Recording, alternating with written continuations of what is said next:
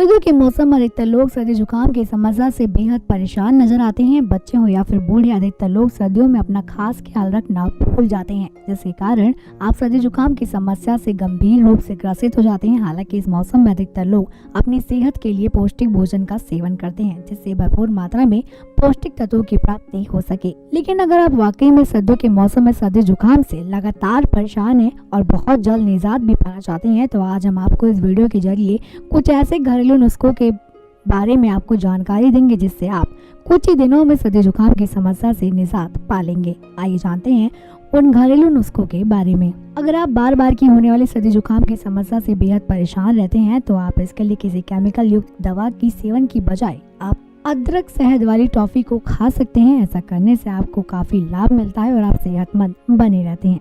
इसके अलावा आप खांसी के इन्फेक्शन से परेशान हैं, तो इसके लिए आप खाली दूध को पीने की बजाय उस दूध में थोड़ी सी मात्रा में हल्दी को मिलाकर इसका सेवन करें। ऐसा करने से आपको काफी फायदा मिलेगा और आप ठंड से भी बचे रहेंगे। तो बेहतर होगा आप सर्दियों के मौसम में हल्दी वाले दूध का सेवन करना ना भूलें। क्यूरन हेल्थ डेस्क से रानी की रिपोर्ट।